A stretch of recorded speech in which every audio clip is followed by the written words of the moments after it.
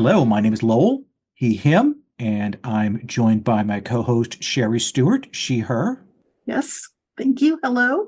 This is the Open Hearth gaming community's favorite games of 2024. In it, we have picks from 40 plus community members. These are the TTRPGs they played, read, or watched this year, which they most dug. They aren't necessarily games released this year, but ones they experienced in 2024. We've done this for many years now, and this is one of our largest collections of contributions. It's broken into 3 segments with Sherry and I giving our picks in between. We will have links for all the games mentioned in the show notes where I was able to find links. Sometimes people give us obscure games, and I can't find the links. This is Open Hearth's first full year under our new identity, though the community has been operating for about 9 years. Open Hearth is an online gaming community. We have a Discord and a calendar app for organizing games. Some community members record their sessions, which we post on our YouTube channel and our podcast feed. We have a Patreon, and you can find out more about us at openhearthgaming.com. I'll talk a little bit more about that at the end. But now we're going to stop talking and throw you into our first segment. Hi, I'm Dominic. I'm a player and GM from Berlin, Germany, and I've been with the Open Hearth since 2024. And let me tell you, in that time, I played more games, I think, than in the 25 years of TTRPG playing before that. Because with the Open Hearth, you can just play every night if you want to. And the game that stood out most to me among all these games that I've played this year is Soul Muppet Publishing's Inevitable. It is an Arthurian Western game where you play knights and cowboys and wizards, and you are the mightiest heroes of the land, and you try to avert the certain prophesied doom of your realm. And as players and as GM, you know that you're going to fail, because prophecy always comes true in this land. And there are 6 world-ending catastrophes working at the same time. These are 6 catastrophes that you can easily map onto the real world. There's environmental trouble in the form of a dragon that's sleeping under a mountain and is waking up. There is civil war. There is a political rebellion of a former knight who has seen the injustice of the system and is trying to fight against it. And you as a player are sitting there and going like, yeah, they're right. But still, as a knight, my task is to stop them. But maybe I am a gunslinger and I'm not tasked to stop them. I can do what I want. I don't owe fealty to the king. And then you have that conflict within your group and you have to navigate that. And that is the core of the game, navigating the end of the world and navigating a world filled with people like the Tower Mages who are busy squabbling amongst themselves with their godlike powers rather than helping the realm survive. And they are actually one of these 6 dooms. Or a former general, or actually still general, but not in active military duty anymore, and a war hero who now gets together a band of conservative, hawkish knights in an effort to save the realm that is only causing more strife and more destruction and actually qualifies as one of these 6 dooms. And you're navigating that world. You're navigating the fact that you won't win. You're navigating the fact that you are the best of the best and that you have the best of intentions and you try really hard, but you're still not gonna be able to avert catastrophe. And how do you deal with that? Also, the game is super vibey. We played 4 sessions so far, and 2 of them were session 0 because we kept on talking about our characters. And that hasn't happened to me before in a session 0, that it went for an entire session, let alone 2. And in the last 2 sessions, we played little scenes. And in the last one, we rolled a grand total of 3 dice rolls in the entire 3-hour session. Because this game is about story, it's about vibes, it's about ideas, and it's about moral dilemmas and quandaries. And dice rolls are surely a part of it, but they're not a solution to any of it. That solution, if it is at all possible, has to come from the players and their characters. Play Inevitable. It flew under the radar, and I don't know why. Hi, this is Kale. My game of the year this year is Deathmatch Island by Old Hat Games. Played on the Hearth with Jesse and Jex and Puckett and Mike F. And it was just a great experience. The concept is really cool, but honestly, my favorite one I think was the Aegon style action mechanics. Once we really figured out how to take for the dice rolls and then turn them into interesting confessional scenes, figuring out that you could like intercut your sort of action sequences, the like what the TV was showing and the confessional narrative style. Once we really figured that out, it just made the game flow really nicely. So yeah, and I guess extra shout out to Slugblaster because it was the first game I was able to get my oldest daughter to play with me. So we played a solo session of that. So yeah, that's my game of the year. Hi, I'm Shane. I am sorry, lol. I'm going to cheat here. I have 2 games for the podcast. The categories are favorite game that I played and favorite game that I read.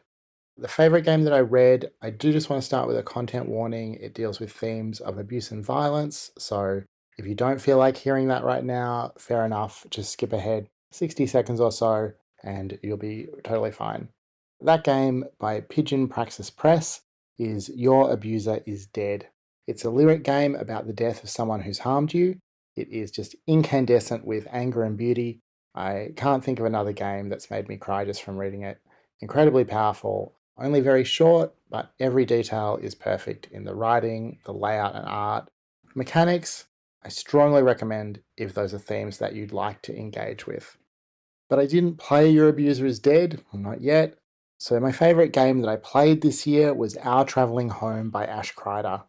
I understand that this is based pretty closely on the movie version of Howl's Moving Castle. I have seen that movie, but not for a long time, so to me the game might as well have been completely original, just a cool fantasy story. It's a Firebrands game, so you're choosing and playing through a series of mini-games, but it introduces a lot more structure than most Firebrands games that I've played, both in the way that you select and organise the mini-games and in the individual character prompts that promise and really did deliver a very satisfying character arc through play.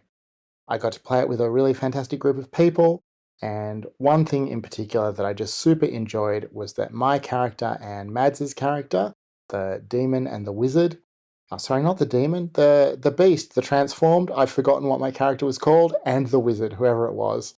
We were told by the rules from the start that we were going to have a slow burn romance and we're not going to reveal our feelings or get together until the very end. And that was just so fun to play out. So many good tropes, so much excruciating yearning, which is what I always want in a game, and of course, a fantastic ending. I think that's a mechanic that more games should steal. Just tell me I'm going to have a slow burn romance and can't resolve it to the end. You'll make me very happy. I think that a lot of people listening to this podcast would really enjoy reading or playing, and for all those reasons, Our Travelling Home by Ash Kreider is my favourite game that I played this year. Hi, this is Michael, also known as K-pop and RPGs in the community. My favorite game of 2024 is Saltfish and Almanacs by the Story Brewers. It's part of their Little Box series, so that means this is a zero prep card-based role-playing game that can be played in a one-shot or two-shot. You play as a merchant company embarking on their yearly journey through a low-fantasy Eastern Europe-inspired setting. So, for example, you play as a found family or folkloric beings in human form. Basically, you travel on different wagons and visit towns where you buy or sell goods that range from quite mundane to rather unusual, like scented candles, pumpkin ale, or cloud sheep wool. The artwork is gorgeous and the prompts on the cards are very evocative and allow you to tell a story about saying goodbye, having adventures on the road, and finally reuniting with the other merchants. The overall tone, well, that really depends on who's playing, because I've had quite some different experiences. The first time I've played, our characters had quite some messy entanglements and there was a lot of relationship drama. The second time I played, the game was more melancholic. And the third time was very lighthearted and quite funny, to be honest.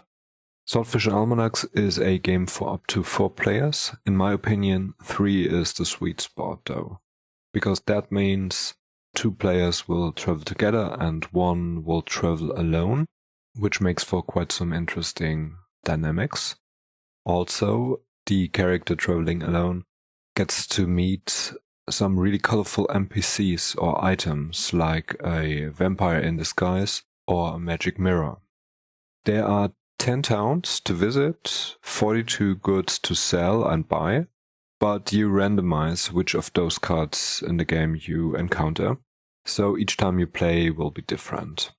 And that's the reason why I will definitely come back to Saltfish and Almanacs and play it again in the future. Hi, my name is William Hobson, and I've been playing with the Open Hearth since about 2019. And you know what? That's the game that I'm going to talk about. In fact, the very first game that I ever played with the Open Hearth, the very first online RPG that I ever played, and the very first Powered by the Apocalypse game I ever played. I'm, of course, talking about the masterpiece that is Michael Sand's Monster of the Week, all the way back from 2012. It may seem strange to go so far back for a game of 2024, but I didn't play all that much RPGs in 2024.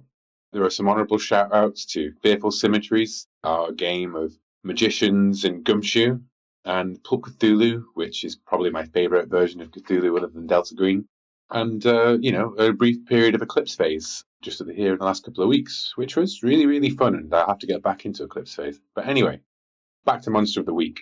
One of the reasons that Monster of the Week is at the top of my list this year is it was one of the long-form games I played on the Open Hearth, where we messed around with the team playbooks that were introduced in the recent expansion, Codex of Worlds. Now, Monster of the Week has had a couple of these expansions in the last few years, and I will say that Evil Hat has blown me away with their crowdfunding model. They deliver on time, they deliver ahead of time, and they give you so much bang for your buck. Not everything is something you might want to use, but all these expansions to Monster of the Week, I mean, you couldn't possibly use all of them together, I think. But, they give you so many tools. Because ultimately, Monster of the Week is like all Powered by the Apocalypse games. It is a genre emulator. And the perfect thing about Monster of the Week is it's such a good genre for people to get into. It's a really good way of introducing people to Powered by the Apocalypse, to different RPG systems. In my personal opinion, Monster of the Week is a far better system for people to start playing than Dungeons and Dragons, Because in reality, I think that most, normies don't really get their head around numbers, crunch, all of those things. And Dungeons and Dragons has got quite a lot of crunch when you get down to it. Whereas Monster of the Week is really immediately accessible. The mechanics are simple, like all Powered by the Apocalypse games. But everybody's watched Buffy, everybody knows X-Files, everybody knows Supernatural, everybody knows Fringe or any of the other shows that act like this. And Monster of the Week does an absolutely amazing job of emulating those genres. It's perfect for pickup games, it's perfect for long, campaigns that you're just introducing people to. And each playbook does have an arc built into it that you can embrace. And you can mix and match those playbooks between each other to craft perfectly, unique characters that are how you envisage them. And with the expansions, the team playbooks, they really provide you with a seed for building, the seasons of the TV show that you guys are creating together. And in 2025, my goal is to put some more of those team playbooks on the table, maybe a quarterly, where I'm going to run 4 sessions as the Men in Black, 4 sessions as the Dimensional Rift, 4 sessions is the crazy one where you all play different alternate variations of the same person, clones or parallel realities or something like that. Hi there, this is Amanda, aka I Am a T-Rex. My game of the year hasn't been released yet, but I had the absolute privilege of playing it this year, and I am so freaking hyped for it. Step Right Up by Michael Van Vliet. In this The Between Hack, you play members in a traveling carnival in Oklahoma during the 1930s Dust Bowl. It's a game of horror, ostracization, and found family, with all the patented Van Vliet weirdness and attention to detail you love. It's kind of like if the TV show Carnival was better, and in TTRPG form. Michael has been working hard on the Ashcan release, and it should be out by the beginning of 2025. I'm hoping to see sessions of it on Open Hearth Gaming. Either way, I hope you all have happy gaming in 2025. I'm Beryl. I've been gaming with Open Hearth for a number of years, and my game of the year is Yazeba's Bed and Breakfast. My elevator pitch for this game is that it is a game about a witch who sold her heart to make a home for herself that accidentally became the home for a motley cast of queers and weirdos, monsters, and generally interesting people. And I think it's a game every queer person should play. I think it's a game everyone should play, but particularly relevant in that it's a game that explores identity and belonging, how you feel about yourself, how other people feel about you, and how you reconcile all of the messy, wonderful, minute and grand aspects of life to live with other people and find a place that you can call home. It is, I think, to date, the most fun I have had playing a role-playing game, and the fun might not be exactly like the highs of cheering as you defeat a monster in a Dungeons and Dragons game, but there is something that sticks with me longer about sessions of this game. I find myself thinking about it long after I've played it, and I leave each session with a feeling that I've learned a little something about myself through how I've explored playing the characters. It's a game where you play the same set characters on a journey throughout their life in different chapters, and another wonderful aspect is that you get to go back and see them along their journey, think back to who they were, who they are, and who they might become. I want to shout out Casey for running all of these games that I've played in and for facilitating a space that allows for these feelings, allows the whole range of emotions to be explored in a safe and happy and loving environment, which is also reflective of the ethos of this community that I love being a part of. I hope you check out Yazeba's Bed and Breakfast, and hope to see you in a game sometime soon. Hi all, Teast here. My favourite game of the year has been Fallen Angels with Brandon B.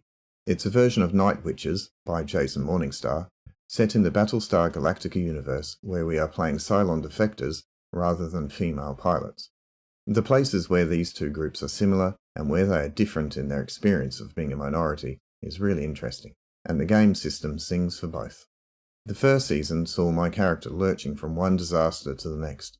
For example, trying to frame a friend who sacrificed themselves as a traitor in a misguided attempt to save the section from disbanding, all while the other members of the team had their own problems and disasters to deal with. Brandon did a great job of building on what the players offered, and the Night Witches system is great for building up dramatic tension in the first half of the session, followed by letting that tension out, disastrously or otherwise, during the actual bombing run in the second section. After this experience, I'm really looking forward to my next year of gaming with Open Hearth. My name is Elliot. My game of the year this year was Hearts of Wulin, the wuxia melodrama game. There are a couple of aspects of the design of this game that I really enjoyed. I played a pretty short campaign of it, about 5 sessions, I think.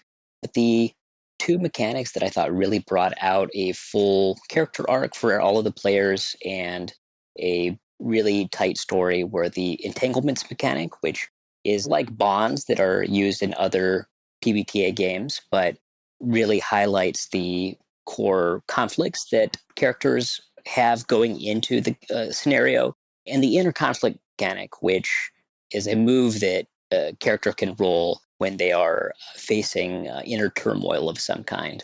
I think the most important reason why I picked this as my game of the year was that wuxia is a genre that I have no familiarity with practically, and something that I hadn't previously had particularly strong interest in.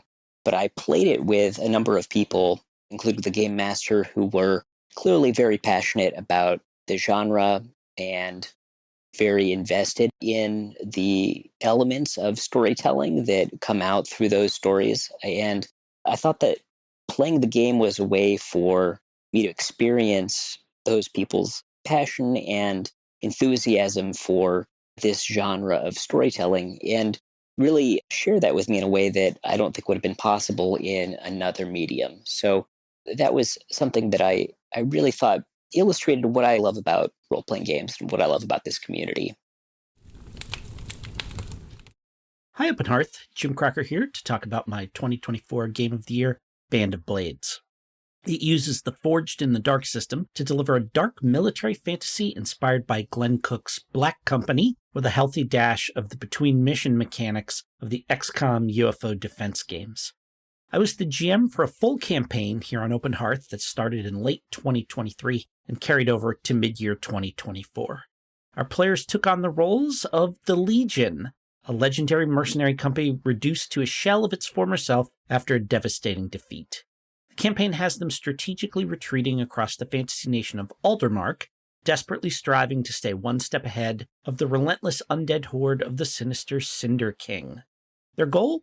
Reach the mountain stronghold of Skydagger Keep, which they did manage to do, capping off the campaign at a very respectable 28 sessions. Along the way, my dedicated players sweated during the harrowing mission phases, pulled their hair out trying to optimize the tricky campaign phases, and poured their hearts into the troop play of the free roleplay scenes. 6 years after it was released, it remains one of my favorite fantasy adventure RPGs, beautifully designed to deliver a scary and satisfying war story with a profoundly emotional conclusion. If that sounds like something you'd enjoy, keep an eye on the Open Hearth, because history has proven that I can't go very long without needing to play it again. Happy New Year, everyone.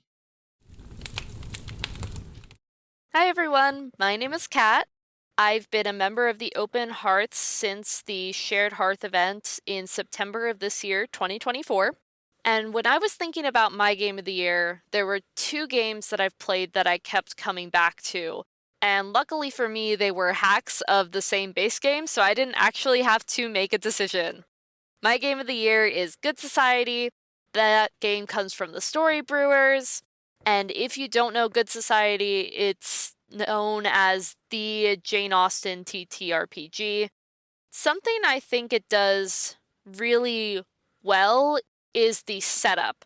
The games that I've played have been relatively short. They've been approximately 5 sessions of play with 1 session at the beginning for collaboration and character creation. And to me, I think where the good experiences that I've had comes from that first session, that setup, what's known in the text as collaboration. It starts off the players by asking them questions about what kind of tone they want to use for their story. What are our feelings about historical accuracy? Is there anything we want to see and don't see? It's built-in safety tools, but it also sets up the expectations for the story from the get-go and gets everyone on the same page. For me, it always gets me really excited to get into the next step of character creation. And you can customize your characters with roles and backgrounds and just go into it. But the way that I've been playing it, and I've found a lot of success in it, is through playsets, which kind of continues this idea of this structured start that allows you to be creative later. It gives you the role and the background that your character starts with, and most importantly, it gives you a starting desire, which is what will drive your character through the game. But it also allows you to have a clear through line of what arc this character may be going on. It's clear for you as the player, and it also is a good signal for other players about how your characters might interact and how your stories might change together. Having that setup is what allows the payback to be so good. The reason why I came back to these games in particular is that despite only 5 sessions of play, my characters that I've played have had complete story arcs, which is really incredible. And I'd love to see what a long full play version of this game is like in 2025. G'day everyone, Mike here from just west of nowhere. I didn't get to play in as many games this year as I would like, but my favourite was absolutely a game of Pasión de Las Pasiones run by Pocket. I hadn't played this game before, and when this one came up on the calendar, I decided to jump in and give it a go. It was a game about a dog show, and I thought, well, that's not really a theme or a topic that aligns all that well with my desires, but that's fine. I can give this a go. I've heard this game is pretty flexible. I didn't realize just how flexible it was. We weren't playing the owners of the dogs. We were playing the dogs themselves. Or in one very specific case, a cat that somehow managed to find itself in a dog show. I had a blast playing the evil twin to our gentleman character. And the boundless enthusiasm of the character of Jellybean sticks with me to this day. If you get a chance, I highly recommend trying Pasión de las Pasiones. You could play it in basically any setting, and I guarantee you'll have a blast. Hi, I'm Ethan Harvey, and my game of the year is Wise Women. It's a relatively short game by Alexandra Brockman. I have no idea if I'm saying that right, sorry. The basic game is just a short zine, but I think the designer has kept adding new supplements, scenarios, bestiaries, etc. It's a PBTA game set in medieval Poland, and the PCs are all village witches who do magic spells with plants. The creatures are all from Polish folklore, and the catch is that you can't really fight most of them directly. So you have to trick them, or make deals with them, or find other creative ways to deal with them. That sounds like it might be too warm and fuzzy. But the spirits can be genuinely horrifying, and they're not the only threat to the PCs, because witchcraft is illegal. So you have to protect yourself and your people from supernatural threats, while also avoiding suspicion from the church and dealing with the human villagers, who usually cause more trouble than the supernatural creatures do. I played about 6 sessions of it, and we had a great time. The herbal magic system felt a little rough at first, but once we got used to it, it encouraged PCs to work together, especially if one person had the right herbs, but another person was better at that type of magic. And there was a nice balance between interpersonal drama with the NPCs, trying to stay below the priest's radar, and secretly defending the village from the spirits luring people into the bog at night and drowning them. It was a really interesting game, and I would jump at the chance to play it again. I recommend it. I remember what it's like now more than ever to slide down a slide and to run in a field, to climb up rope bridges and up into trees. There's something special that can happen, something I didn't expect, when you meander into Wanderhome. I was a little worried at first. I didn't dare set foot on this path despite its welcoming invitation.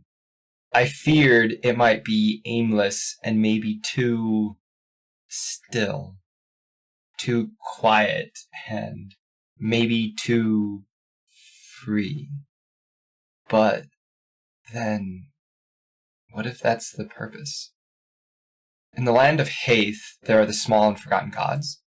It's easy to forget what it's like to run in a forest and to play hide and seek, to make up the rules as you go, to stop and to watch and to listen and just be. There's also the slaughtering god, slaughtered in the war, maybe? There were, and perhaps still are, big things in the land of Hearth, big decisions for big people, but also maybe there's none? What if it's just small moments of pain and happiness, of sadness and love?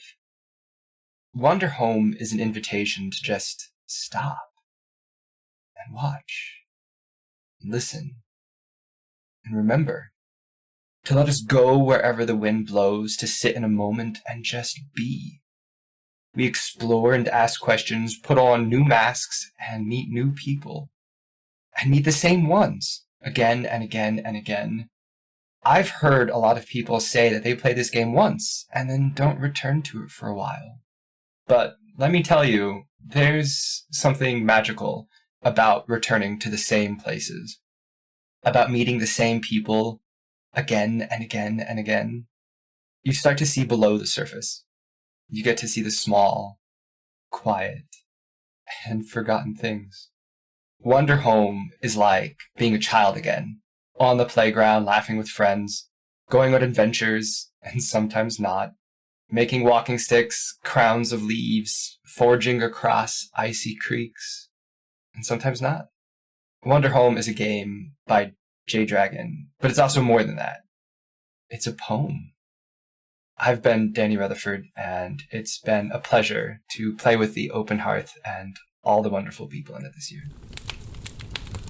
So that was our first group of submissions there. So now Sherry is going to give us her pick for favorite game of 2024, TTRPG-wise. 2024 was an awesome year for gaming in kind of a black hoary mess for so many other things. So it was sort of the lights sprinkled throughout my year. Started early with a surprising amount of OSR gaming, Godbound and the Mecha Hack. And one of my favorite moments of the year was the Mecha Hack that was run by Anya. And the dice rolls that everything mattered on in a way that you don't see in story gaming.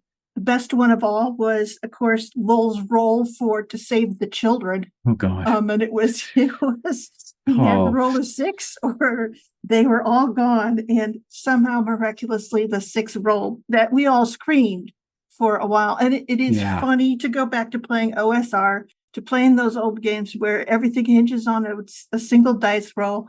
There is a huge elation when you succeed. And the thing that I loved about Anya is that when we failed, though it was still OSR outcome, it had enough of the fail forward from story gaming that it wasn't as, make a new character every time. We had a lovely time that whole session, and I have thought fondly of it all year. That's one of my runner-ups. My other runner-up was also very early in the year, another OSR, Godbound, but a very different kind of OSR. It's a light, rules light, with you have a very set of rules about your powers, and then you kind of just go make rolls, but you have big powers. And it was a game with friends from the Open Hearth that we played with a great deal. We had played it for a while, and the ending session, when all of our gods, our pantheon, sort of wrote their trajectory in stone in that last moment with the birth of a dragon and a curse, because we'd forgotten to ask for a favor from one of the other gods in our pantheon. And it was just like one of those moments where months and months of playing comes together in a way that only a really good group, a really good GM, and a darn fine system can do. And this year was really about fine groups. Let's see. And we started playing Die. This is not OSR. This is a game by Kieran Gillian. It is a story about going into a game world or a different world that you were familiar with from your past and that you don't remember not being a part of, but getting stuck back in it. And essentially taking up these roles, ones that you apparently had before, ones that are very, very emblematic of the problems in your current life, and carrying that baggage across the battlefield is essentially it. That game has been amazing for the fellow players. Essentially, sometimes you come into a game, you're playing with people that you know or only kind of know, and the game kicks off and everyone's already going top speed from the very first moment. So the players, Agatha, Jose, Ray, Elle, it was amazing right from the get-go. And they all fell into all of the pitfalls of the role that you're supposed to. And the amusing thing is that they all do the thing of they're acting just the way that their roles happen to. And they point back to my character and say, but that's okay, because Sherry's character will make it all okay. Will be the organizer. It is very funny because, of course, she is the one that's the controller. So it's just been really good just to watch story made by people who want to do the story. And Die really gives you the place to bleed a little and to watch characters spin out of control and pinwheel back together. It's been really and that's fun. another one of your runner-ups? Yes, that is another one of my runner-ups. I only have 2 more. Okay. So there's only 5 runner-ups. Okay. You've truncated your list from previous years. Go on. I know. I'm trying to hold back. The other one was Numberless Secrets. We were playing that early on in the year. That is essentially Hearts of Wulin, but it has the mystery system from Apocalypse Keys in it. And I think it is not the final arc of the Hearts of Wulin characters that we've been playing, but it was one that had we went to an exotic location from when we had been playing out of a particular city that we were in. And this is where we went to Bad Valley, which is the land of all the bad guys. And it was being in peril while we were solving the mystery and trying to figure out who to trust and who not to. And it was, what do you say, when you have a group of people that you play with a lot for a long time over the character, you get to know their characters so well and everything. It was a game full of fabulous callbacks and an amazing amount of character surprises as well. The thing is that as we've gone on, the solving of the mystery has become much more smooth. And this one was just dynamite on how complicated the situation was. And we came up with a really good solution to what had gone on. And we did it all pretty organically. Lowell didn't have to help us too much at all.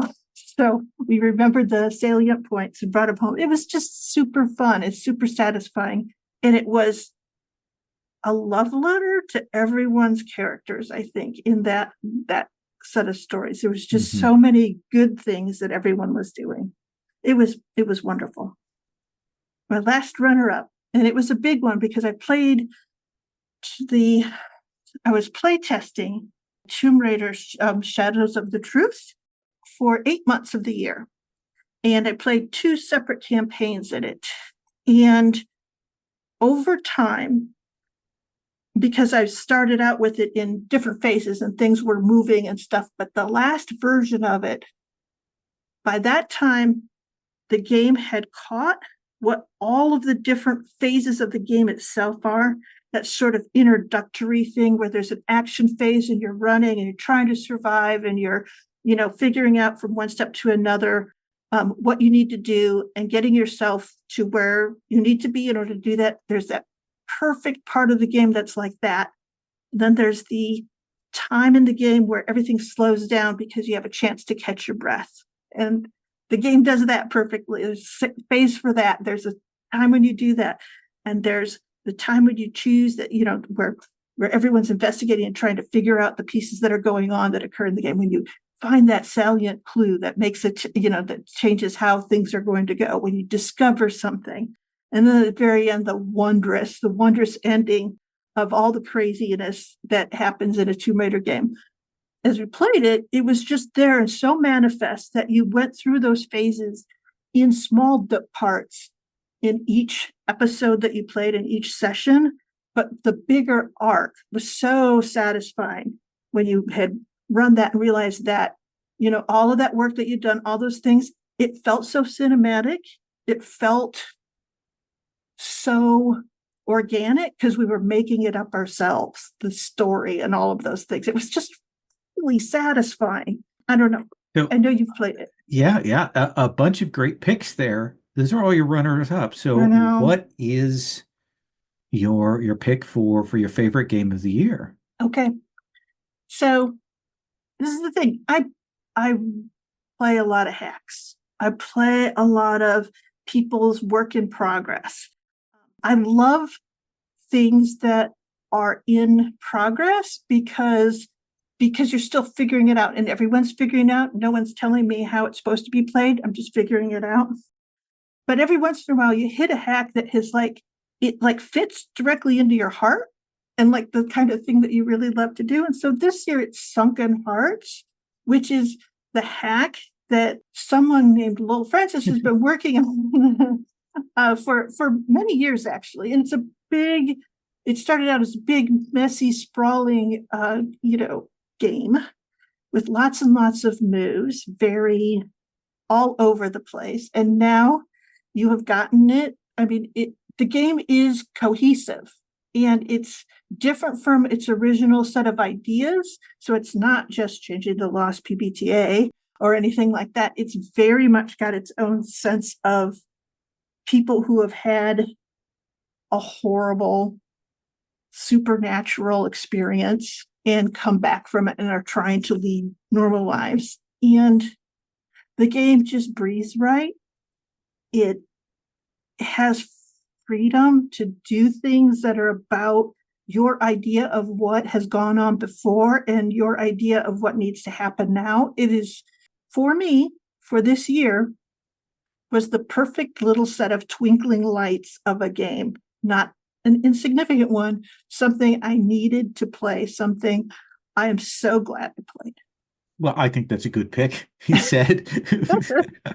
I know it sounds like I'm just doing that out of graphics. I have loved that game so much, and well, we didn't consult on these picks, so we did not. I appreciate we did not. That. Well, thank you, Sherry, for all of those picks. And listeners, now we're going to go to our second segment. Hi, this is Mint from the blog There's a TTRPG for That. The game that I enjoyed the most this year was A Complicated Profession by Always Checkers Publishing. It's a GM-less game about former bounty hunters trying to run a cruise ship in space. I love the ad-lib style of character creation and the way that it uses a deck of cards to randomly generate NPCs and styles of cruises. I also love the way the minigames are set up because they make sure that all of the players get the same chance to contribute. The situations are really well written, and my friends and I probably laughed harder in that game compared to any other game that I've played this year. So yeah, A Complicated Profession by Always Checkers Publishing. Hi, my name is Gabe, and one game I really enjoyed running this year is Wolves Upon the Coast. I ran 6 sessions with 2 players, Horst Wurst and Michele. Wolves Upon the Coast is an OSR rule set and grand campaign hex crawl by Luke Gearing.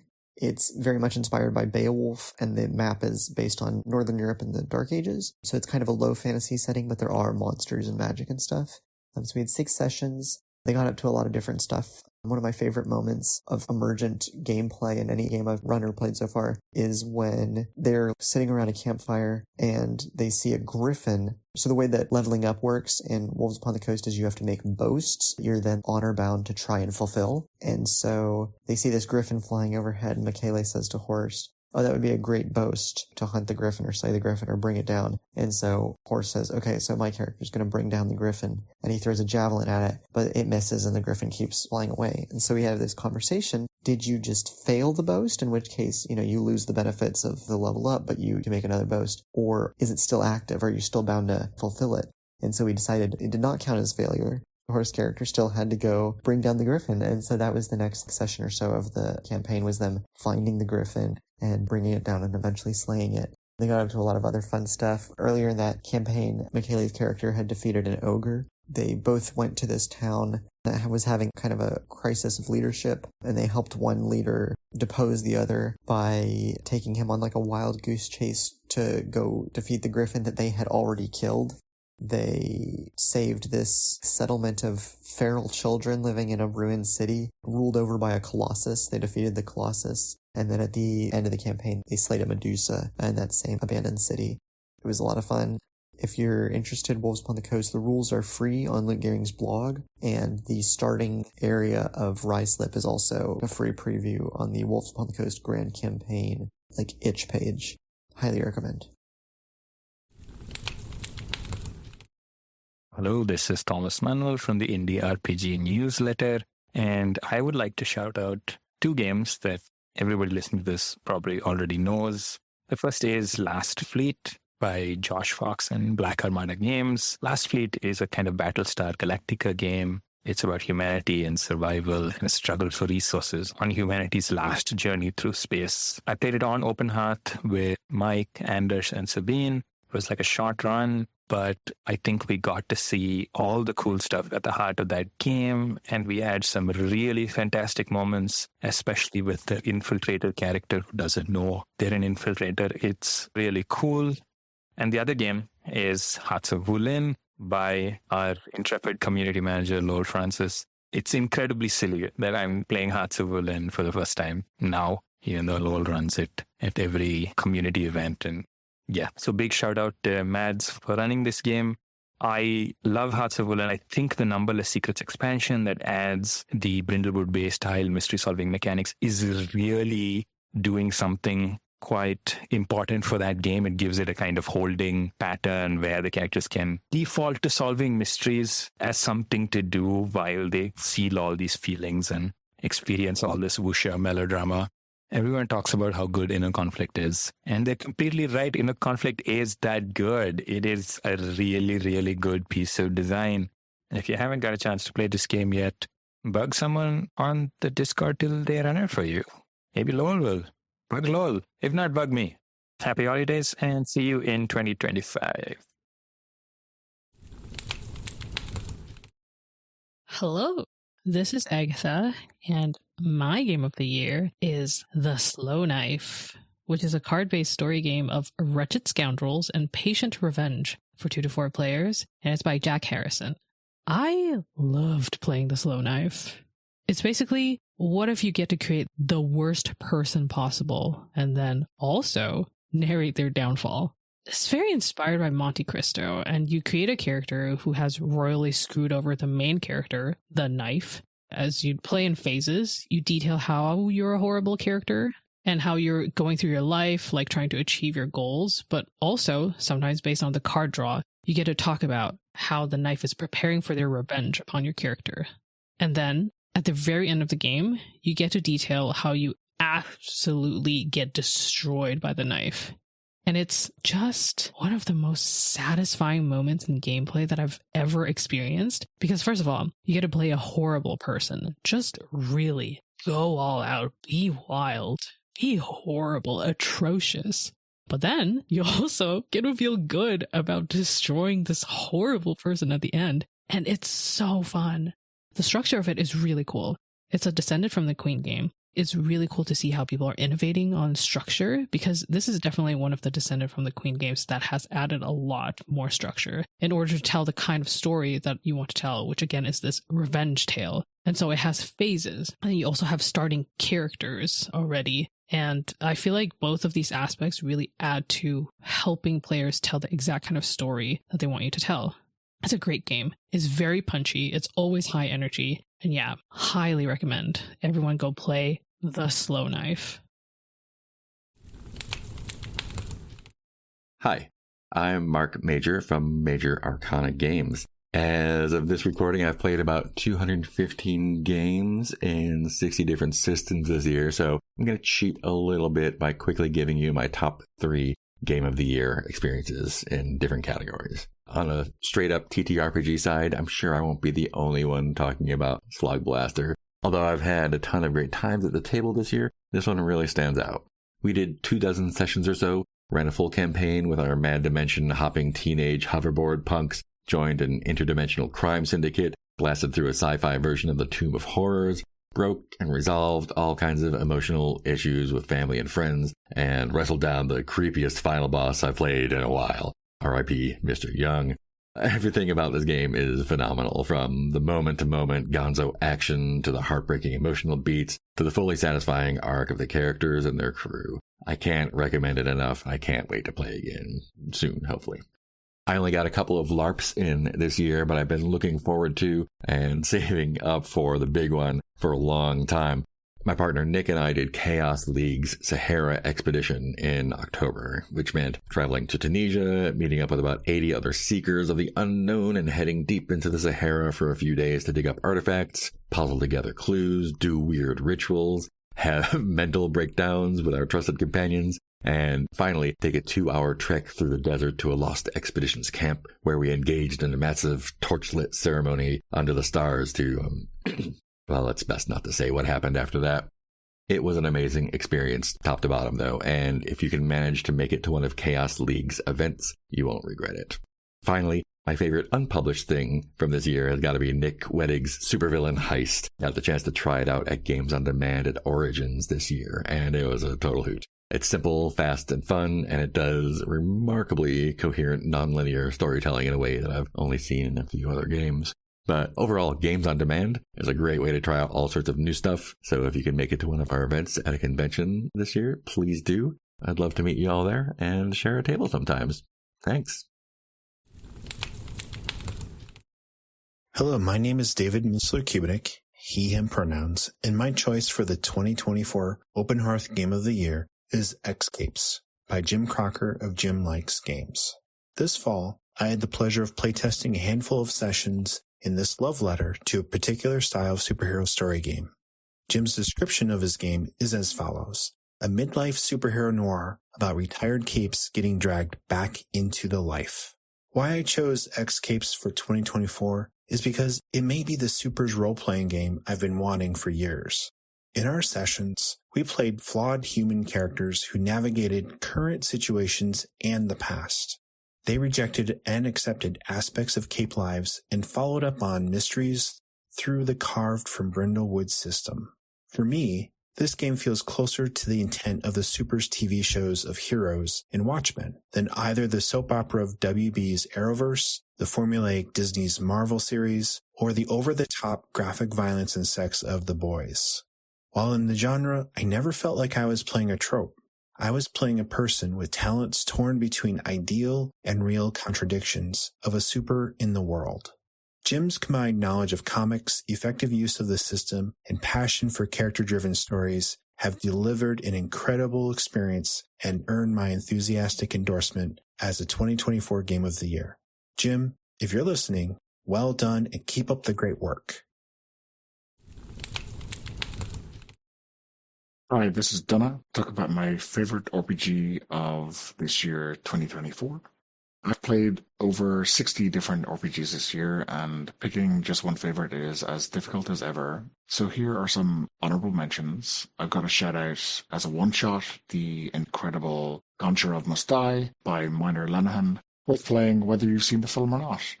In a campaign, City of Winter by Ross Kamen. Even though we only played it as a long 5 or 6 hour session, its amazing potential for longer term play was evident. And as a LARP, Dreaming the Devil by J. Dimphna Coyne, a fraught but insightful take on a witch trial for 3 players. But this year, my game of the year is Godkiller by Connie Chang. Obviously, there's the kick-ass concept. The prospect of dethroning gods is not a hard sell, especially if you consider the charming array presented in the default setting. In terms of game design, the moves are really well considered. A variety of types here, like discovering the world through a you answer one, I'll answer the other style moves. A beautiful proposition to pick your poison. And when things get a little bit more dicey, metaphorically and literally, we have the classic Apocalypse Keys style overkill move with positive answers to hard questions, giving the bonus that will tip your actions over the edge and into unintended consequences. Kind of a mashup of the Pasión de Las Pasiones style bonuses. Great to see like a melding of innovations there. I guess having played it both as a quarterly and as a one-shot, and seen this game shine in both formats in very different ways, I'm really looking forward to the full release of this as yet unfinished game. Really, it has a lot of promise. I'm sure I will get it back on the calendar when we do get that full release. Sooner rather than later, I hope. That's it from me. Hope you have a great holiday, and see you all next year. My name is Sabine, I use any pronouns, and I've played in lots of games this year, maybe not as many as last year, but it was fun, mostly. Well, all of them were really fun. My game of the year would be Yazeba's Bed and Breakfast, which I've played on Fridays excessively. I love about the game that we always get new takes about these characters. They are switched between players depending on the chapter we are playing. And it's so nice to see fresh takes, fresh ideas seeing all the guests come together of the house, seeing them interact with the standard characters, and each chapter brings new things, new ideas, new conversations. It is a great game. So this is my game of the year. There are, however, some runners-up. I played Hearth of the Yokai, which is a take on urban fantasy, originated in the changeling concept of people who get abducted by the fairies, and now have returned and trying to build their own community. I got to play in this, and it was great. I loved my character, I loved all the other characters. And as I said, it was a very good take on urban fantasy. You build factions, and then you interact with them. Another game I really liked was Apocalypse Keys. I've played that with a group I've been playing with different games for 4 years now. It is a great game. It has so much drama. Our characters are really overclocked takes on the superhero genre, just turn up to the max, and of course they're always struggling with their darker urges, trying not to destroy the world, trying to protect it. At the end of our campaign, we did destroy the world, mostly we could play an Apocalypse World game. Tomb Raider also, great game. It's originating from obviously the computer games, but it offers so much more. I really liked how it was so anti-colonial and how our characters struggled with their feelings a lot. That's a common theme though in the games that I really like. Thank you for listening. Try out one of these games. Maybe Yazeba. Yazeba's really good. Hi, my name is Horst, and my favorite game of 2024 is, well, it's actually the same game as in 23. Mythic Bastionland by Chris McDowell is a hex crawl about knights going on quests. And if you're rolling your eyes really hard right now because you think, knights, hex crawl, isn't that super lame? I can't blame you, but hear me out and maybe you will be as obsessed about the game as I am. First of all, the illustrations are just gorgeous. The color palettes are out of this world. If you have a coffee table, you have to buy the book. Secondly, the vibe that the book is going for is incredible. The illustrations, but also the text, draws you into a world of dark fairy tales. Thirdly, the game provides you with all the tools that you need to run the game, essentially without prep. I mean, after the initial realm creation, where you feel like a demiurge, placing mountains and forests, the myths themselves, the landmarks, and the holdings. But after that, the game almost runs itself, and you as the GM discover this mysterious world together with your players. Which brings me to the Spark Tables, which you may know from Electric Bastionland. So the Spark Tables are 2D12 tables, where you combine the two elements to get a result. And the entries on these tables are very evocative and also open in a way that it's almost like interpreting tarot cards. On top of that, on every page with a knight, there are like 76, I think, different knights and different myths. In the margins of every page, there are more random entries, random NPCs, random objects, themes, buildings, and so forth. So just flipping through the book and landing on a random page will help you flesh out your world. And I haven't even talked about my favorite part of the game, which are the seers, but I described them in last year's End of the Year podcast, so just listen to that. Peace out. I hope to see you all next year in a game, and it might be a game of Mythic Bastionland. Hi, I'm Brushman on the internet, a fan of wuxia drama and rules-light story games in general. Lo Francis, the designer of Hearts of Wulin, ran 4 sessions of it for me this year, and it's amazing how he worked in new information that a player brought to the session through a successful study move and changes a major aspect of the plot accordingly.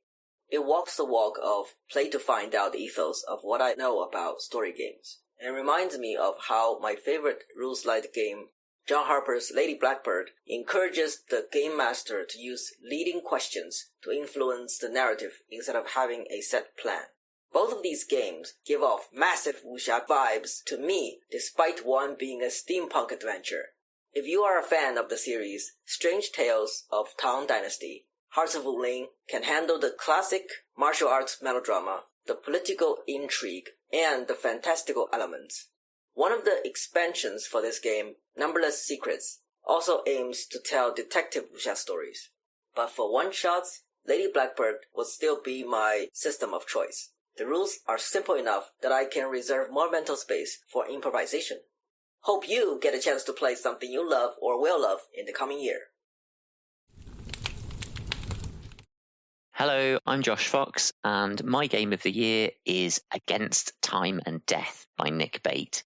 Against Time and Death is a duet game where you play elite agents on opposing sides of a multiversal time war.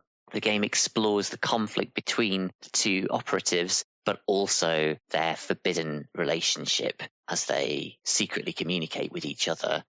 Now, if that sounds familiar, that's because the game is very clearly a love letter to This Is How You Lose the Time War by Amal El-Mukhtar and Max Gladstone, as made famous by Biggerless Dickerless on the Hell site a year or two ago.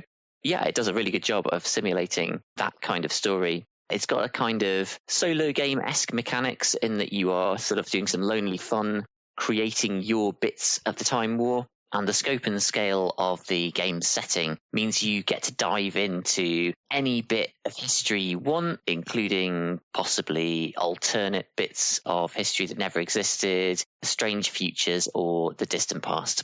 And then there's a card-based mechanic to decide who wins each bit of the conflict. And then you write each other letters, either talking about how you lost or talking about how you won, but weaving in those kind of personal themes between the two characters. It's a really lovely game. We have a recording of it on our actual play podcast, Black Armada Tales, so if you like the sound of it, you could give that a listen. But it's up on itch at the moment in PDF form, and I believe it is coming to Kickstarter early next year.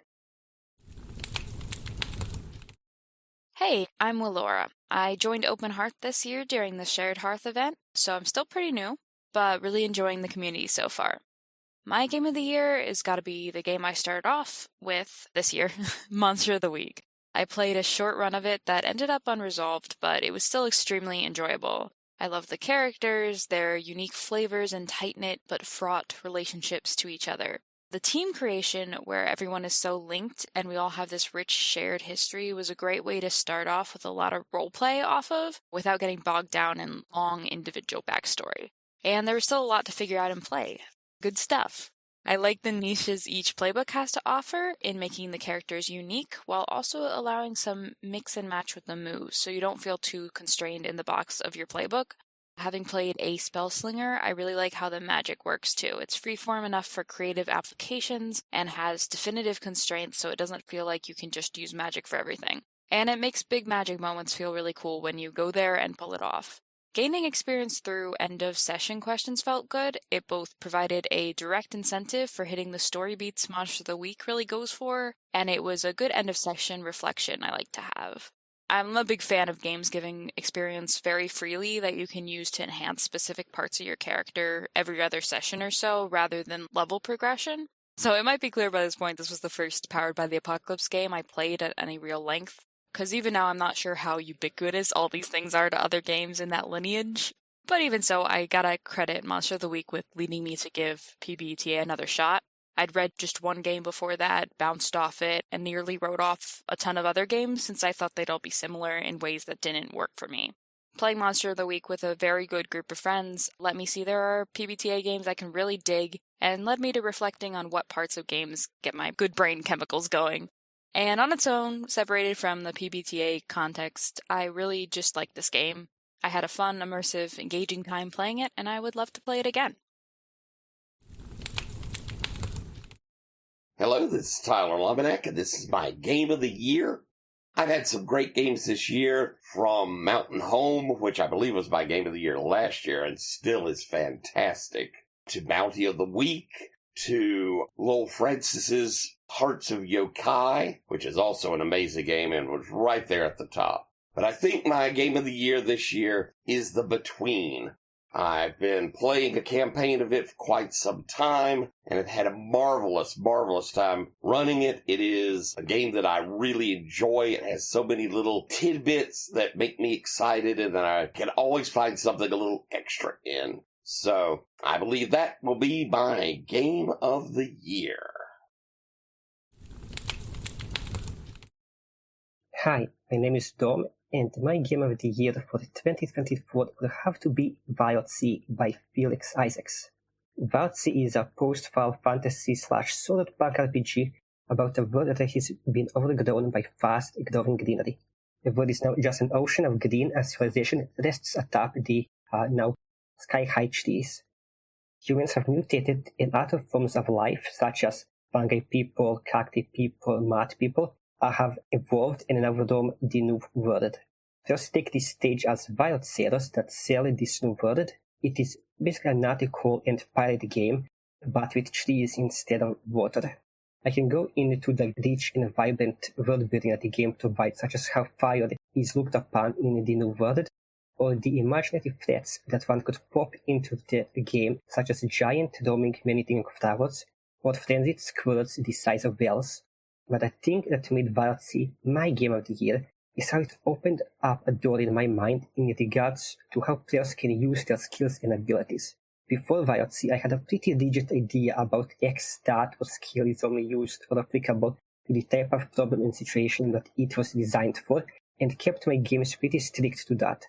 But in Wildsea, all of the edges, think stats and skills that can be used interchangeably if the players can make a good case for it. An example, the players find that their only entrance to the ruin they found is pretty high up there in the side of the wall. The obvious choice in Wildsea would be the vault skill, as it is the acrobatic skills in the game to see how one manages to maneuver up there. But a player can use any myriad of other skills if they can make a good case for it. So if a player doesn't have any points in the vault skills, but they have some in the break skill, then they can say how the character breaks holes into the wall to make a makeshift ladder up that they can stick their hands and feet through.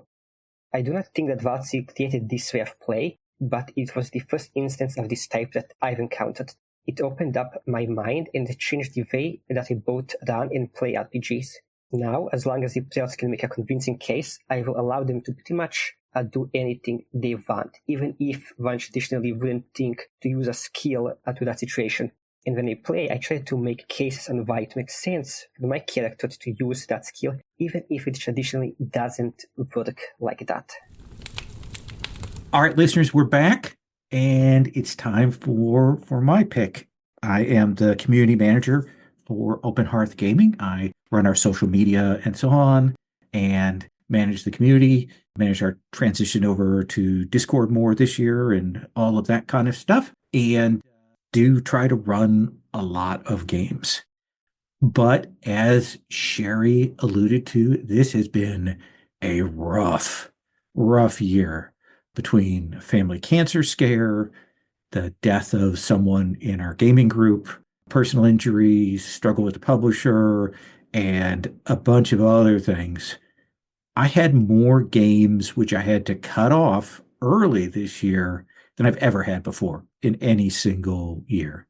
2 different Girl by Moonlight games, Danger Unexploded Spell and Syllabus of Secrets, our home Star Trek Adventures game, a Blades in the Dark game that I didn't get to do the final session on, and a pair of Imperium Maledictum games that I did a ton of work on that just because of circumstances and stuff, I had to close out both early. One of them got a single solid story, and the other one I didn't even get to do the last session of it. It was really frustrating. It did no good for my anxiety and depression and imposter syndrome. So there was all of that. And so I was thinking about what that was and how much I had lost this year, but when I actually went to look, I played or ran 38 series or one-shots with 28 different systems this year. And I recorded just short of 100 sessions, and there's a lot of sessions I didn't record. That's kind of wild, even in a year as bad as this one was. I still had a ton of great gaming experiences. And when I wrote down my list of things, I kept going, oh yeah, and I also did this. Oh, and we also did this. So I will say before I get to my runners up, I'm not going to pick anything I wrote, though I have in the past, and I think it's totally legit for someone to do that. But that means no Hearts of Wulin, Numberless Secrets, Danger Unexploded Spell, Veil Iterations, or Sunken Hearts. But Sherry got that out of the way for me on that score. So the three runners up, these are all games that I had amazing experiences with. And I would say all of them could have been my number one pick very easily, just easily could have shifted over. One of them is Die, which I am leaving out because it's still ongoing and we're playing it through January. So there is every chance in the world that I may list it on next year's list. It's really striking. It builds itself on a really interesting premise, a really interesting set of structures, and the players have really made a meal of it, like in the best possible way.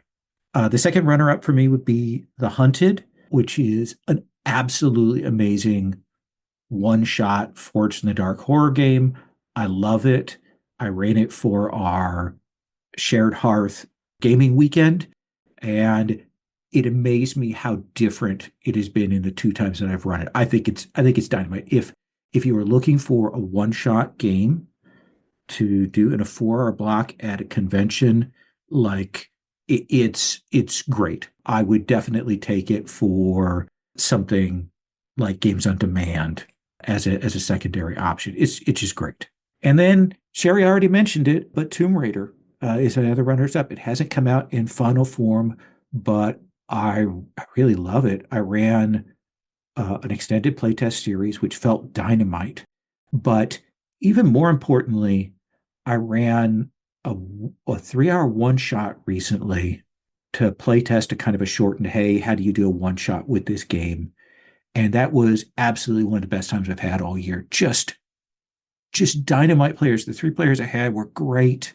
And the game just absolutely sang. I am so looking forward to seeing the final version of that. And the evolution of the game has been amazing to me. Another sort of runner-up, I'll pick the favorite game I played this year, and that is Alan Ree's Alien Dark 2nd Edition. So another one that I played at the Shared Hearth event. It's a revision of Alan's system that he uses against the Dark Conspiracy, and it sang. I kind of like Alien, and I love the way he warped a scenario from the Free League Alien RPG, and it was tense and good and really, really striking. I had a super good time in that. But I run a lot, and so my favorite game of the year always inevitably is a game that I ran. And for that, I have to pick Fearful Symmetries, which may well have been my pick last year. I didn't go back to check. It is a campaign setting for Trail of Cthulhu. I think Trail of Cthulhu is absolutely okay. It's a gumshoe game. It's fine. I think that Fearful Symmetries is a great premise, a wild toolbox with lots of interesting things. It is a game about people learning to be magicians in 1930s England with references to Blake and local folklore, and there's a lot of folk horror things in it. It's a great setup. And this is the second arc that we have done of it. We did one previously in 2023. And with this arc, we saw the characters after a year, both a year literally in time in the real world, and then a year later for our characters. And people came in right away, and it was like we hadn't left. It was one of the most amazing transitions I've ever seen. People pick up their characters, added new things to them, built on them, and everybody played with each other. I ran it with a scenario that was kind of in the book itself, And then I built myself a self-created English manor murder mystery, which I loved. And then the third scenario I built using the campaign toolbox and the materials from there. And then we had a great sort of final short event, which kind of saw English history in action, defeat of one of the major villains, and the death of a player character. It was great. As I say, Trail of Cthulhu's system is fine. It's fine. I like Gumshoe, and I'm going to be very curious to see what the second edition looks like. But the premise of that book is great and really excellent. But I will say this: it is just an absolutely dynamite group of players. It is. They are the best. Yeah, it is the players' engagement and work and play and thinking about things in that game that makes it unbelievably good. If you're interested in actual play, if you only watch or listen to one of my recorded series, like that's the one I recommend. As a whole, it is amazing. And I am planning on this coming year, we'll do a third and final series for that. I definitely want to get to it. So that is my pick. I may have picked it last year, but if so, I pick it again. Listeners, let's go into our third and final segment. Hi all, I'm Ides of March on Discord. I'm still a little naive to the type of games played on the Hearth, having mostly GM'd and played 5e, but this last year and a half, I've actively tried to read, play and GM other systems, and the Open Hearth, particularly the Shared Hearth season, has helped me with that. In the Shared Hearth event in September 2024, I was privileged to be a player in a game of The Hunted. Written by Chris Besnett, The Hunted is a one-shot folk horror low-prep, mostly improvised TTRPG. I love playing it with Lowell as GM and my fellow players. But now having read the rules, there are many features that I really love about the game. But the really cool feature I found as a player was the spinning a story mechanic. It allows a player to increase their chances of succeeding on an action by adding a die to their dice pool, but at the same time it also gives the GM a die to add to their pool of dice, which they can, do horrific things to the PCs with. But importantly, it offers multiple opportunities for a player to add to the lore of the world by spinning a story, and in turn offering up inspiration for the GM to incorporate into the ongoing story. I've played in games where we did some shared world building at the start of a session. I've played in games where players were encouraged to chip in with descriptions to paint the scene or add atmospheric details, but this felt different. It was a wonderful blend of ongoing narrative collaboration and clear mechanical benefits for both player and GM. It felt sublime at the table, and I'm hoping to GM The Hunted myself in the new year. Time is short, but I wanted to quickly mention another great storytelling game I've played this year called Lovecraft-esque by Josh Fox and Becky Anderson. The second edition is on Roll20, physical copies are in pre-order. It's a great storytelling game using Lovecraft's slow building horror as a kind of structure for it, and I've played it several times now and it has yet to disappoint, so check it out. See ya. Hello, my name is Anders. I've been with the Open Hearth for 5 years now. My game of the year is Blades in the Dark, again. I've had a lot of fun with it this year. I've ran a few sessions of my own hack, Stars in the Dark, which has drifted a bit further away from the original Blades. I played in one of Lowell's games where he ran Blades in the Dark, and we created our own city. And that was a lot of fun to see it in a longer game from the player's perspective. I've also had a lot of fun looking at all the innovations, partly from Deep Cuts, which was released by the games designer a couple of months ago by now, I think, and also other games inspired by Blades in the Dark and other Forged in the Dark games like Slugblaster and Teeth. The basic system has a lot of power and flexibility. It's just fun to play around with and to play to see how everything clicks together and how bad things can get when you let the players dig their own holes. So yeah, that's my game of the year. Hi, I'm Mads, she, they, and my pick for Game of the Year 2024 goes to The Between by Jason Cordova. For those unfamiliar, The Between is about mysterious monster hunters investigating and resolving various threats around Victorian-era London, heavily reminiscent of the TV show Penny Dreadful and movie From Hell. It uses the car from Brindlewood mystery mechanic based in Jason's own Brindlewood Bay game. Gather clues, have an out-of-character freewheeling discussion concocting an answer for a question to resolve the threat.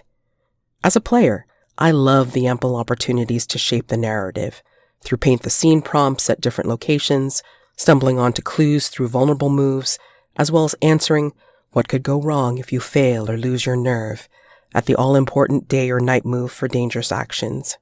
I had to keep my character mysterious, only revealing their past through specific flashbacks called Masks of the Past, or if asked, through vulnerable moves. When I earned playbook moves through advancements, I got to decide which really defined my character's arc. Advancements are earned in Dawn phase by answering Dawn questions, some of which are given as roleplay opportunities throughout the game cycle. While the GM, known as a keeper in this game, has more to do embodying a varied cast of characters and a mastermind strategizing behind the scenes, there is no heavy prep involved. The threat sheets provide everything needed to throw at the hunters, and the story flows depending on character actions within the session. My personal joy is playing to find out. No matter how many times I've run my favorite threats for the different tables, the progress and outcomes are never the same. And no tables have ever come up with the same resolution to a threat, so I always applaud the creativity and ingenuity in action. The phasic structure, day to dusk, night into dawn, makes it easy to find pause points or make cliffhangers if I cannot complete a full cycle within a session.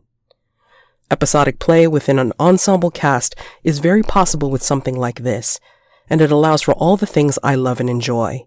Relationships between characters to form, connections to NPCs, stinger scenes to peek into the mastermind's machinations, phases where things can get dark and dangerous quickly, and a feeling of discovery on both sides of the table, playing to find out who these characters are through the threats and mastermind acting against them. Over the past couple of years, I've completed 3 full series with another currently running, and I'm sure to continue in the new year, especially with November's crowdfunding for the physical books and more content. It is a game that not only keeps on giving, but that the community has rallied around and keeps on giving to it. More homebrew, more published material coming out regularly. This has loads of playability, and I imagine immersing myself into the Between for quite some time. Hi there, my name is Dan, and the game that got me real good this year is called Mountainhome by Carl Scheer. Mountainhome is a forged-in-the-dark game about a group of dwarves trying to establish a foothold in a new region. I love that you start this game by procedurally generating a unique region and the factions with whom you share it. There's enough randomness with the host of rollable tables involved, combined with enough blank space for your group to fill in. It can give you some really flavorful and unexpected combinations. The game also feels a little cozier than other forged games that I've played. Its cycle of play operates on a scale of years rather than weeks or days, and while there's plenty of opportunity for your dwarves to stage heists and get in fights, they're equally likely to host parties or compete in a baking competition or lend a hand to construct the new water wheel. Finally, there's this colony management aspect to the downtime in Mountainhome, where you're exploring the region and the caves underneath and building new structures that allow you to trade goods, or that give you a bonus to your relationship with the mountain, or let you domesticate giant voles or whatever. It scratches a specific itch that I don't think I've experienced in a tabletop game before. Yep, Mountainhome by Carl Scheer. It's a real nice game. Hi, my name is Rich. I use the he, him pronouns. And I'm talking about the game of the year for me for 2024. So, quick review, since I usually did this on +1 Forward and that isn't a podcast that exists anymore. I will end the year with 170 sessions of RPG played. I only played 24 different RPGs this year, which is a drop of 21%. Pretty huge drop. Only 5 new RPGs from me. I am happy that I maintained my live to not live ratio pretty well. The live session plays dropped by only 5%. I had 119 sessions played online. Most all of it was Powered by the Apocalypse games, 16 different games. Total of about 320 some hours of PBTA games played. Yep. So, to talk about my favorite game, if you'd asked me at the midpoint of the year, I definitely would have said Rhine. Rhine is a game that was part of an Indiegogo crowdfunding. It's also on itch, run by Danny. I played with Fumi and Clarice. It was an incredible quarterly. Really enjoyed that series. The amount of creativity, the collaboration between the players, Danny's storytelling chops, and also the character keeper, which had some incredible tech that you'll hear me talk about in just a minute. Really loved Rhine. So maybe it's recency bias, or perhaps just that I was a player in Rhine and I'm GMing Swoop Gangs, so it lives a little bit more in my brain. But I'm going to go with my favorite game of the year on the Open Hearth as Swoop Gangs. So Swoop Gangs is pretty special to me as a game. It's the first Star Wars game I hacked. So it's the first game that I took and hacked or reskinned to be part of Star Wars Saturdays, which has been going for, 6+ years at this point. In fact, I have reached this year, another big milestone, 100 different RPGs played or run set in Star Wars, none of which were officially licensed Star Wars games. Yeah, break my arm, pat myself on the back with that one.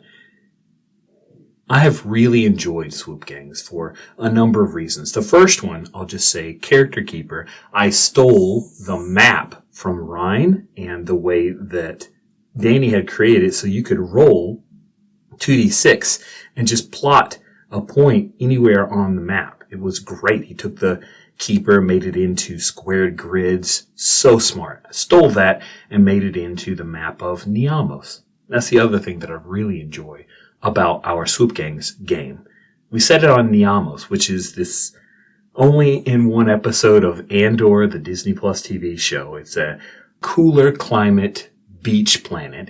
All that you see of Niamos is this slightly touristy beach that was originally filmed on Cleveley's Beach, which is fascinating.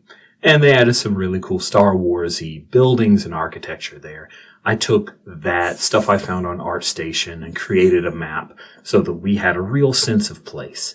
And Niamos has become this super interesting setting for Star Wars. We set it after Return of the Jedi. It's during the New Republic, which, for those who are watching Star Wars shows right now, around the same time as Skeleton Crew. Woohoo! This Niamos, though, is heavily influenced by something absolutely not Star Wars, which is my trips as a kid to Myrtle Beach, South Carolina. And I've enjoyed using that to make it a kind of chintzy, touristy place with some hard lines between the classes, the haves and the have-nots. And that's been one of the themes we've really enjoyed exploring. Also themes of growing up, locals versus the tourists, life in the service industry, the class system, who the cops work for and who they protect, the aftermath of a place that was once part of an empire and is no longer, healthcare, who gets it, who doesn't. And most interestingly, and this came from one of the players, the idea of fabricated history.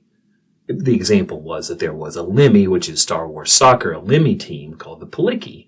And I mentioned, hey, the Palicki is a newer name. What did they used to be called? And we had a scene where it was discovered that there used to be the Ridgeback turtles, which is an indigenous species to Niamos. And the Palicki are an immigrated species, and they're prettier. They're easier to market. And so the Lemmy team became the Palicki, and here they were going for the championship.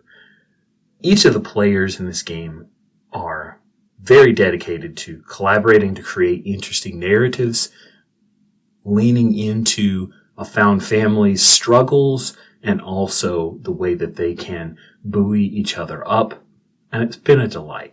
I've play tested a few new mechanics with it, some with more success than others, but the game itself is really solid, and I know it's held together by such a great group, which is one of the things I love most about gaming in the Open Hearth community, is that isn't a rare experience. It's something I come to count on. And so I'm super thankful for the community, and I guess Swoop Gangs is my favorite game of the year. Hello, everybody. My name is Ray Najati. My pronouns are he and they. And yeah, I'm really excited to talk about my game of the year, which is a little self-serving because it is the official Tomb Raider TTRPG, dramatically called Shadows of Truth, which means you can tell that I'm the lead designer of the game, and maybe I can get away with calling it my game of the year because the folks at Open Hearth were super helpful, really supportive about helping playtest the game, and a lot of what I designed into the game is reflective of some of the best play that I always get to see in the Open Hearth community. So maybe there's that. The main reason, there are lots of reasons that Tomb Raider is my game of the year, but I think the one I want to talk about today is that for anyone who knows my games, I started subconsciously writing about anti-colonial hopes and dreams in my games. And it became a conscious thing when people started pointing it out, when I got to play with community, when a lot of marginalized folks recognize the wounding and the healing that was happening in my games. And when I was approached to be lead designer for Tomb Raider, Evil Hat, and Crystal Dynamics really wanted an anti-colonial game, which is such a great opportunity, especially because Tomb Raider is a fantastic game, a fantastic series across the years, but the genre is really mired in a lot of colonial wounding and a lot of colonial elements. And so it was a huge challenge and a fantastic opportunity to still design a game from the heart that really embodied the adventure and fun and danger and discovery of Tomb Raider while still being true to what I really believe in. And I was really nervous about it. I've been working on this game for more than 2 years now. I was so relieved when it first started to work and really started to come together. It felt like a miracle. And yes, every time I playtest Tomb Raider, every time I work on it, I'm just so happy to have the opportunity to work on something really cool and be really fun. And I know that for a lot of artists, we really struggle with how to make something that's true to ourselves that other people will enjoy. And doubly so with Tomb Raider, to still embody the mystery and discovery of Tomb Raider. And I think we did it. So yeah, it's my game of the year, and I'm so grateful to the folks at Open Hearth for helping playtest. I really do try to strive for ideal play. I try to support that really with my game design because of what I see on Open Hearth. So, yeah. My name is Alan. My pronouns are he, him, and this is my Game of the Year contribution for the Open Hearth annual podcast. I suppose that if I kick off with the games that I have played in, Candela Obscura, a one-shot, was kind of more fun than I thought it was going to be. So, that's interesting. I had enormous fun playing Imperium Maledictum a year late for the Warhammer 40th anniversary. Enormous fun. Would I play it again? No. Bit crunchy for me, perhaps.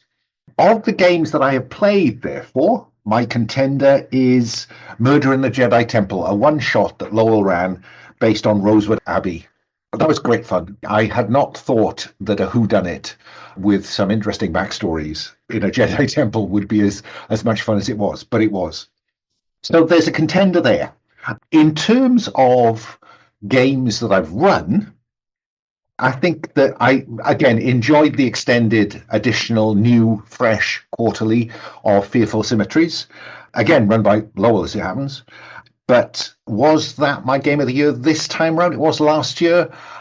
I don't think so. I think there are some other contenders. And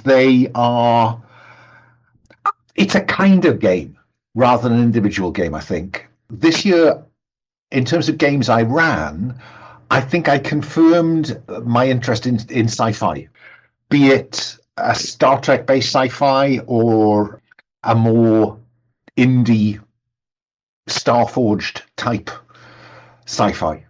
I think my game of the year, though, is the sessions of Alien Dark that we ran that used the second editions for playing Marines. I had enormous fun running that, and the players leaned into it. All the alien archetypes were there, and I thought the system handled military sci-fi better than I'd expected it to. So that's the other contender. But actually, I think my game of the year is playing Murder in the Jedi Temple. Yeah, Murder in the Jedi Temple, based on Rosewood Abbey, which is the Open Hearth's own Callum's game. So I definitely recommend that you go out and get Rosewood Abbey and hack it every which way, because if you can do it in a Jedi Temple, you can do it anywhere. That is my game of the year. Hey, Open Hearth, I'm Jex Thomas at lastpinepress.com on Bluesky, and one of the folks behind Bump in the Dark RPG. I would like to talk to you a little bit about my game of the year, which is Slugblaster by Mikey Ham. Slugblaster is a game about hoverboarding teenagers getting in trouble across multiple dimensions. It is a lot of fun and makes a lot of cool innovations to the Forged in the Dark system. So many cool innovations, in fact, that I ended up rewriting big parts of my own game because I wanted to use some of the very cool tech like downtime beats and how the game approaches position and effect. The other reason it's my game of the year is because the GOTY edition, which shipped earlier this year, is just an absolutely gorgeous artifact of how to present a game. I won't spoil all the cool bits, like what's inside the pizza box, but I will say that the presentation, the layout, the amazing graphic design are all incredible, and it comes together as something that's just as enjoyable to read or skim through, just look at on your bookshelf as it is to actually play. And among all the cool, vibrant, neon gonzo vibes, it's also surprisingly deep and touching. There's one little section that makes me cry like a baby every single time I read it. If you've read it, you probably know exactly what part I'm talking about. And in that spirit, I wish everyone safety, kindness, and comfort in the coming year.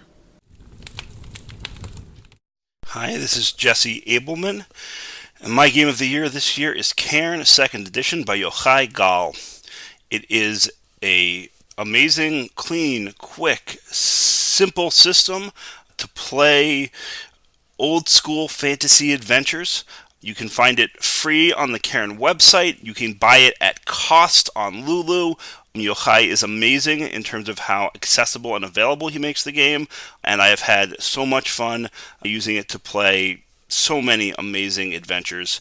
So if that's the kind of thing you're into, I recommend you check it out. Hello, I'm Casey T, and my game of the year, somewhat unsurprisingly, if you know me, is the same as last year, Yazeba's Bed and Breakfast. The game is played over the course of 49 chapters, not counting the hidden or secret ones, each being a scenario for the characters to play through, like doing the laundry, stargazing, corralling an out-of-control spell, or finding the perfect pumpkin for the bed and breakfast.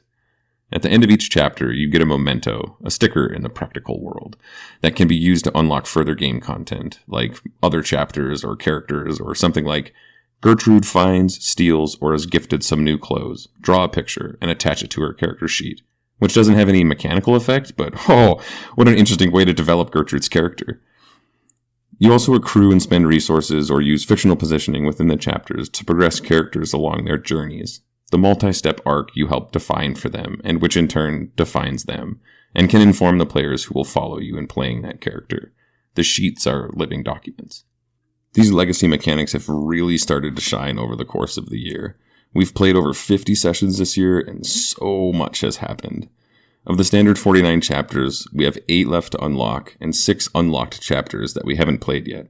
Almost all of our residents, the main cast of characters, have made it to the third and generally final part of their journey, so we are seeing some really amazing progression and mechanics there. Some guests are within 1 chapter of maybe leaving our bed and breakfast, perhaps to return on some dark and stormy night. The thing I've been thinking about more and more is how this game builds a community. The players fill the roles of the characters in more ways than just role-playing and making decisions about journeys and such. People have come to play this game and recognize other players who they haven't had the chance to play with in a long time. And people have come to play and gotten to know folks only through the bed and breakfast. And everyone comes and goes and changes, and so does the game. And people come back and will check on characters, even if they aren't playing them. I just want to see what's been happening with Alex. Or, oh, so Gertrude decided she is a witch. It has been super cool and joyful to see the relationships build between all the aspects of the game and those who've played it.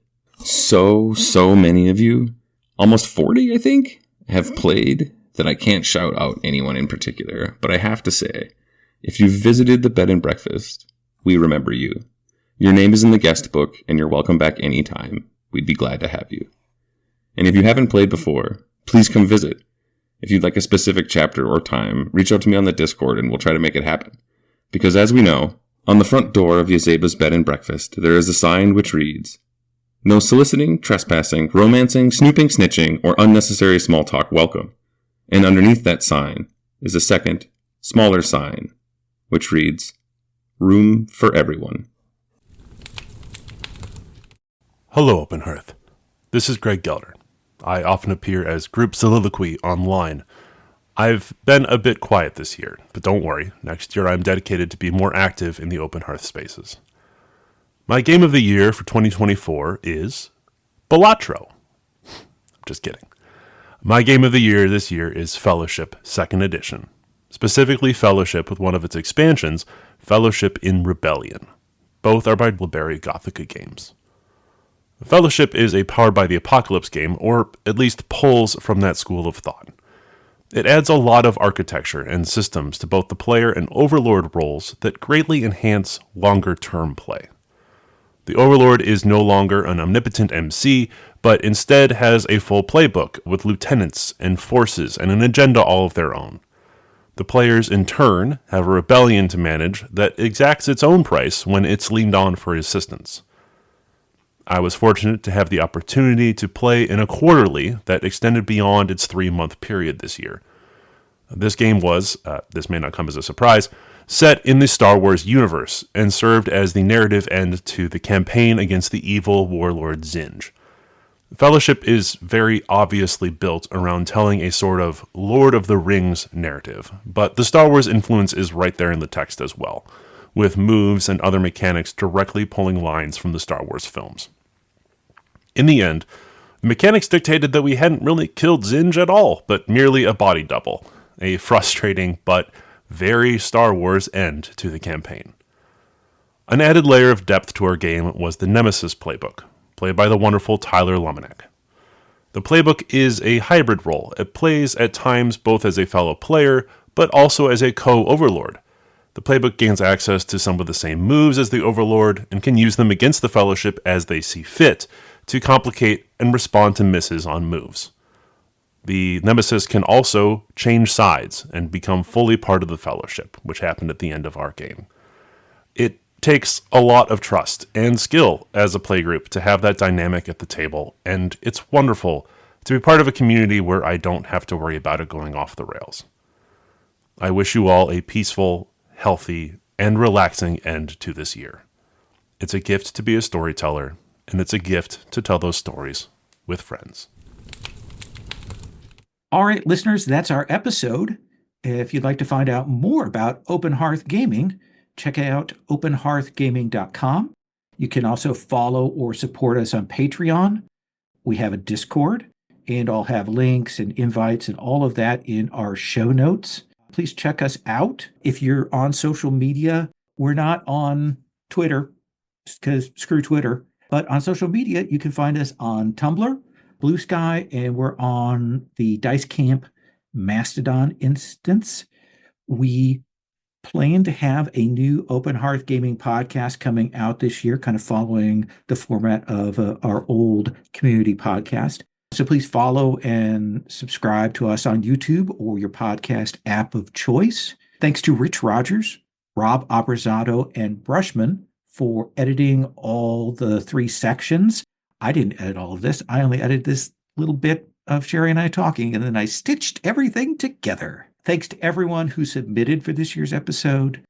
Thanks to all of our community members, game facilitators, players, commenters, and lurkers. We appreciate you joining us. Sherry, is there anything you want to give a shout out to? I have enjoyed every game that I've played on the Open Hearth this year, and I put it all down to the people. It is a great group of people, and if you ever wonder why your gaming isn't great, just need to try another set of people. I'm going to tell you that right now. System matters, but play culture matters more. So thank you very much for listening to this episode. I just want to say, please stay strong in 2025. It isn't going to be easy, but let's hold together with one another as best we can.